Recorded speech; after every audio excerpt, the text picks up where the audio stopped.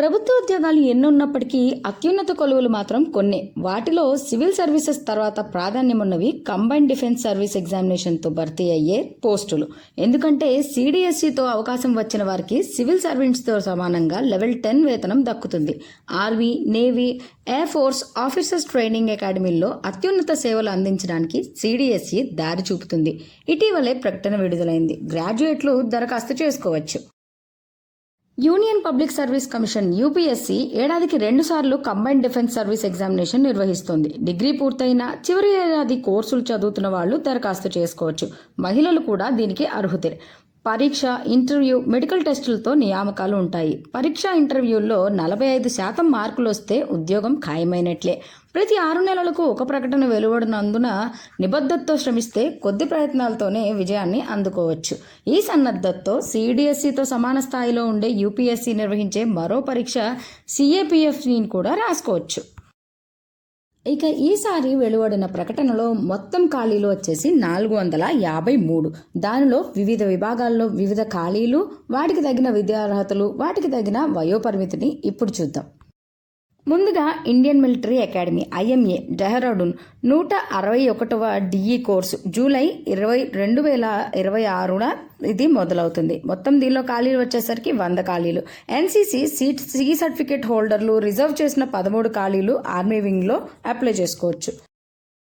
ఇక వీరికి వయోపరిమితి వచ్చేసరికి జూలై 2, 2002 కంటే ముందు, జూలై 1, 2007 తర్వాత జన్మించిన అవివాహిత పురుష అభ్యర్థులు మాత్రమే దీనికి దరఖాస్తు చేసుకోవడానికి అర్హులు. ఇండియన్ మిలిటరీ అకాడమీకి ఓన్లీ జెంట్స్ అభ్యర్థులు, అది కూడా జూలై 1, 2007 కంటే ముందు జన్మించిన వారు మాత్రమే అర్హులు. ఇక తర్వాతది Indian naval academy INA Ezhimala executive branch general service hydro. ఇది కూడా జూలై 2026న బ్యాచ్ స్టార్ట్ అవుతుంది. దీనిలో మొత్తం ఖాళీలు వచ్చేసి 26. NCC C certificate naval wing హోల్డర్లకు 6 ఖాళీలు, హైడ్రో క్యాడర్కు 2 ఖాళీలు ఉన్నాయి. దీనికి కావాల్సిన విద్యార్హత అభ్యర్థులు గుర్తింపు పొందిన విశ్వవిద్యాలయం లేదా సంస్థల నుంచి ఇంజనీరింగ్ డిగ్రీ కలిగి ఉండాలి. ఇక వయోపరిమితి విషయానికి వస్తే దీనికి కూడా జూలై 2, 2002 కంటే ముందు, జూలై 1, 2007 తర్వాత జన్మించిన అవివాహిత పురుష అభ్యర్థులు మాత్రమే దీనికి కూడా అర్హులు. తరువాతి విభాగం ఎయిర్ ఫోర్స్ అకాడమీ. దీనికి Hyderabad 220 FP course pre flying. దీనికి కూడా జూలై 2026 నుంచి బ్యాచ్ స్టార్ట్ అవుతుంది. దీనిలో ఖాళీలు వచ్చేసరికి 32.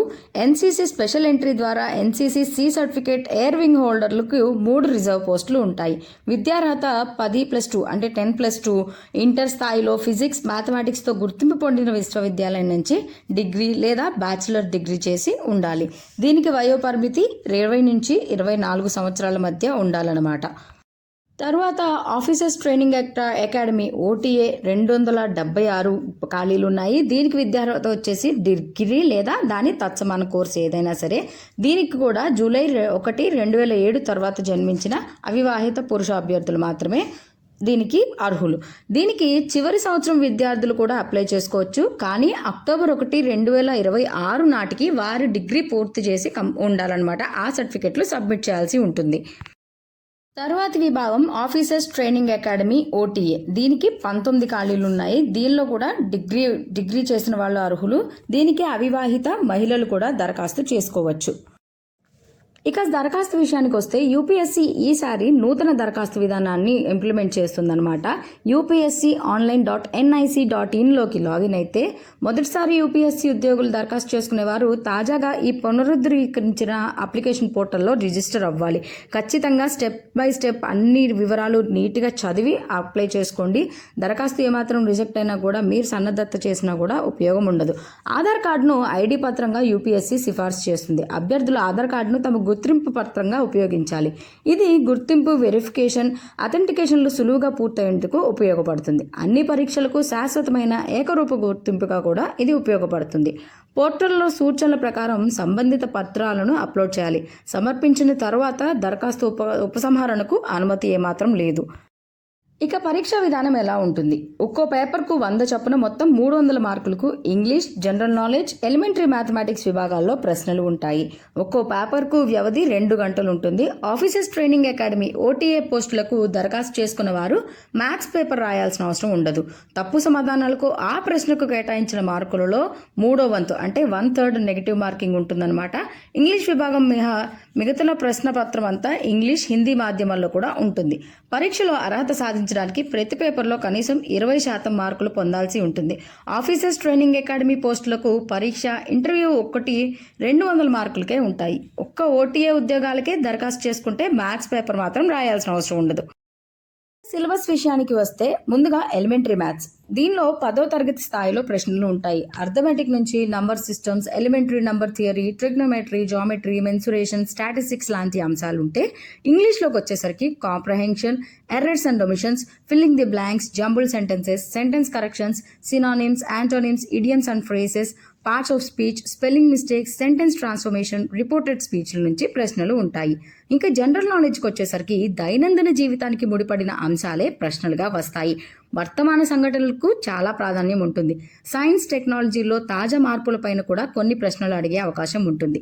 భారతదేశ చరిత్ర, భూగోళక శాస్త్రం అంశాల్లో అభ్యర్థి అవగాహనను పరీక్షిస్తారు.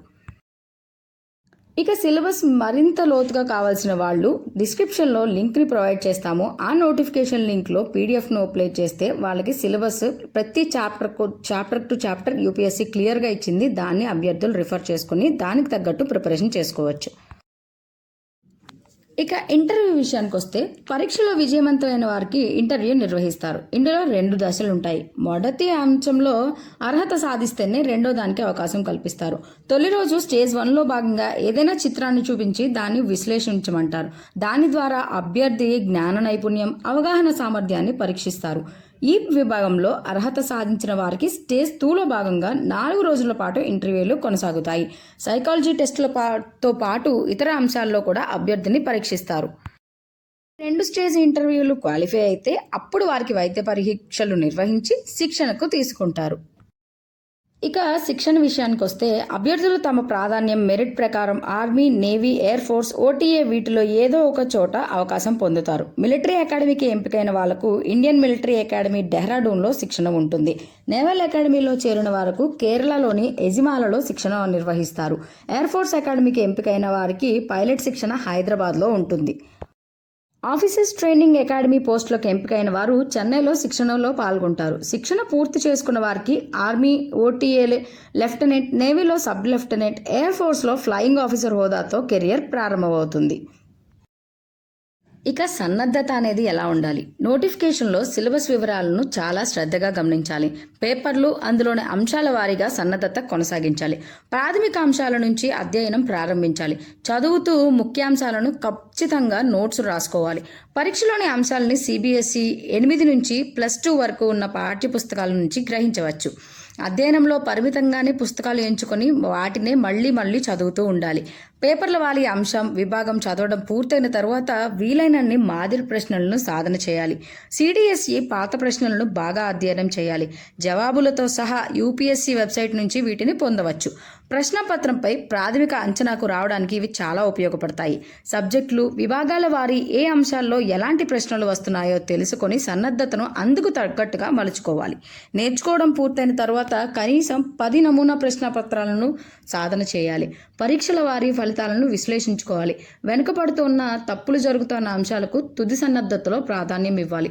పరీక్షకు 10 రోజుల ముందు నేర్చుకున్న అంశాలను మరోసారి పునరుశ్చరణ చేసుకోవాలి. రుణాత్మక మార్కులు ఉన్నందున తెలియనివి వదిలేస్తేనే మేలు. మరి ఇలాంటి మరిన్ని వివరాలు కానీ ఈ నోటిఫికేషన్ కోసం కావాల్సిన వారు డిస్క్రిప్షన్లో ఉన్న లింక్ను క్లిక్ చేసి నోటిఫికేషన్ పూర్తి వివరాలు మరియు UPSC పొందుపరిచిన PDFను చూసి ఇంకా మిగిలిన ఏమన్నా రిఫరెన్స్ కావాలంటే చూసుకోవచ్చు.